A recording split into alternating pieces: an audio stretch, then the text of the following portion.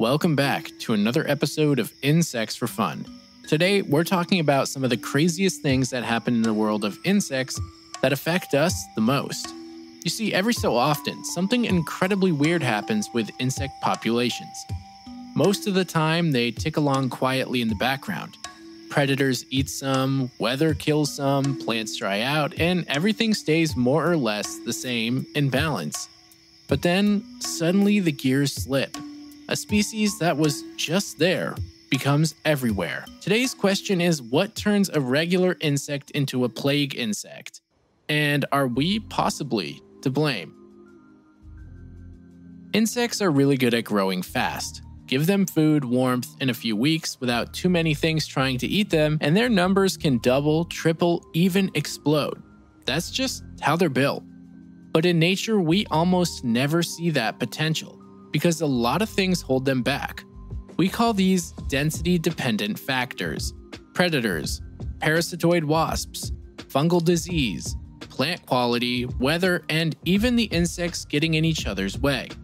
Under normal conditions, all those forces keep the population in what ecologists call an endemic state, low, stable background level.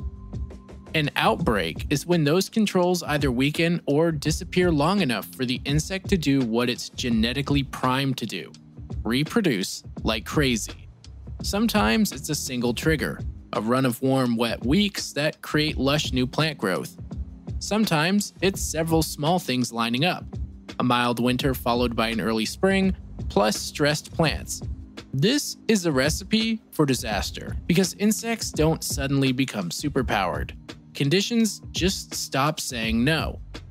Our first culprit is a caterpillar known as the fall armyworm, species Spodoptera frugiperta.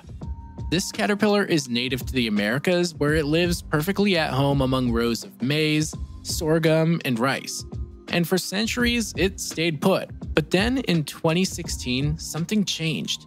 It appeared in West Africa, an ocean away. And within just a few years, it was marching across more than 50 countries from Africa to Asia to the islands of Oceania. For an insect, that's almost unbelievable speed. So how did they manage such a global takeover? Well, first, it's highly polyphagous, which is just a fancy way of saying it'll eat nearly anything green. Its caterpillars thrive on over 80 different crops, and these caterpillars are adaptable, so they'll probably find food no matter where they go. The second reason is that the adult moths are actually clever flyers. On warm nights, they climb hundreds of meters into the sky to catch prevailing winds, and then use that to drift for hours, sometimes hundreds of kilometers, before landing to lay eggs on fresh fields below. Add in global trade and shipping, and you've got the perfect recipe for an intercontinental stowaway. The third and final factor is that in the regions it invaded, there were no natural enemies waiting. No parasitoid wasps or predatory beetles. These moths found large stretches of land with monocultures of maize, fields so uniform they might as well have been built for armyworm success. When the weather cooperates, warm, wet, and full of young plants, the caterpillars hatch in synchronized waves and sweep across the landscape like a slow green army. Farmers sometimes wake up to find whole fields stripped overnight, and the soil littered with half-eaten stems. It's not hard to see why they got the name armyworm. Control today is part science and part endurance. We use pheromone traps to track them, fungi to infect them, and targeted sprays when infestations surge. And though it's easy to blame the caterpillars, the real issue is what we've built: vast, unbroken fields of the same plant, season after season. To an armyworm, that's not a farm, it's an invitation. Today, the armyworm has invaded more than 80 countries in Africa, the Near East, Asia, and the Pacific, and it's still a serious threat to food security in many parts of the world. Research is ongoing to find effective biological control for insecticide resistance. The next insect on our list of plagues is the desert locust, Schistocerca gregaria. This species of grasshopper normally lives a quiet, solitary life across arid North Africa, the Middle East, and parts of South Asia.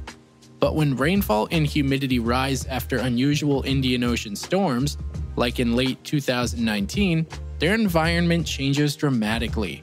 Dormant vegetation springs up, turning barren ground into temporary green pastures. This in turn causes the grasshoppers to gather in large groups, where plants are densest, and that close contact triggers their change from grasshopper to locust. Under crowded conditions, S. gregaria undergoes both physical and behavioral changes. Its body color darkens from pale brown to bright yellow and black, and its brain chemistry floods with serotonin, which switches it from shy to social. Within weeks, thousands of individuals act like one organism, a gregarious phase, that can march and later fly together as vast swarms. These swarms breed explosively, forming generation after generation as long as there's rain and food. By 2020 to 2021, the resulting clouds of desert locusts in East Africa and the Arabian Peninsula devoured crops and pastures, threatening food security for millions. Now in 2025, we're not in a full-blown crisis, but North African countries are still actively monitoring and spraying because the ingredients can come back fast. Rain to vegetation to breeding and swarms. Agencies are basically in watch mode because warming and erratic rain make surprises more common.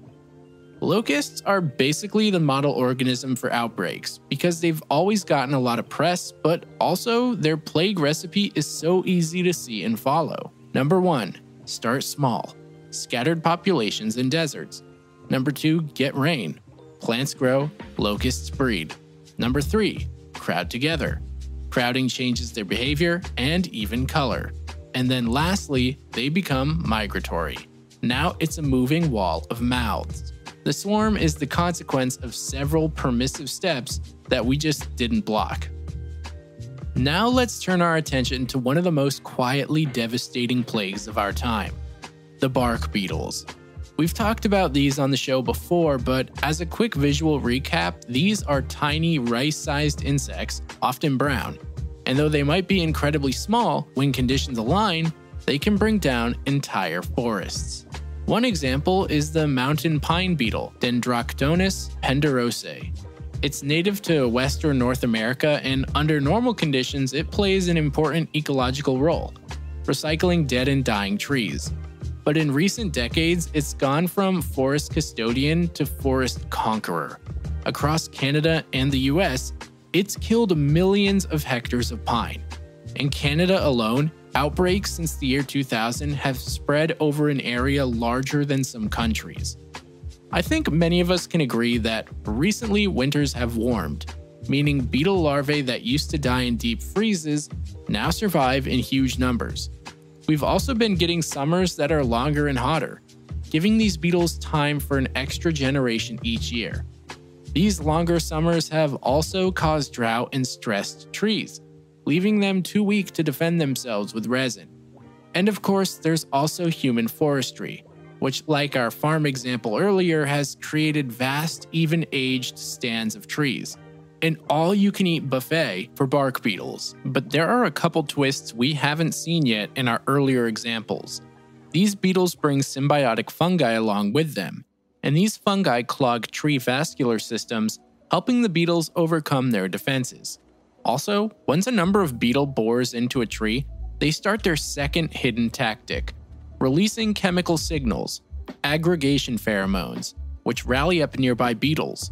Within days, the tree is overwhelmed. Multiply that process by millions, and you can literally see a forest color change from green to red to gray from space.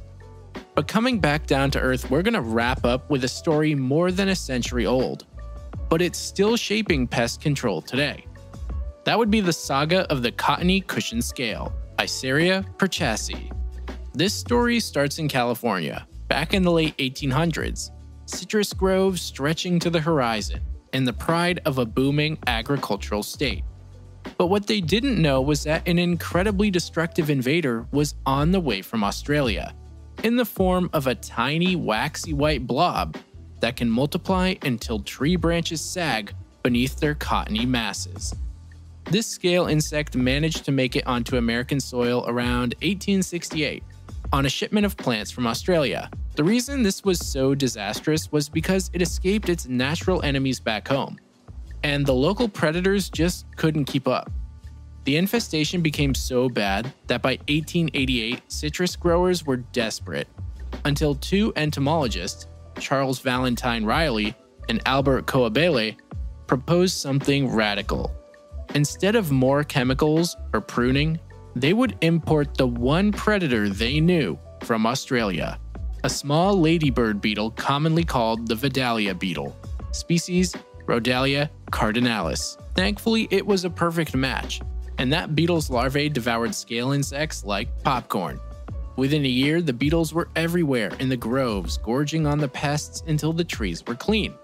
The outbreak collapsed, the citrus industry recovered, and biological control was born as a real scientific field. Today, more than 130 years later, Rhodalia cardinalis still patrols citrus orchards around the world.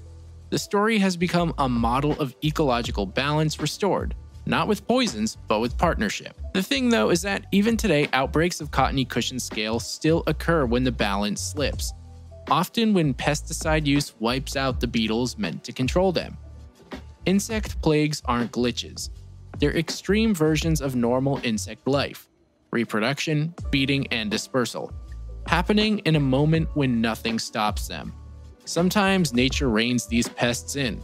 Plants harden, predators catch up, weather shifts. Sometimes we help.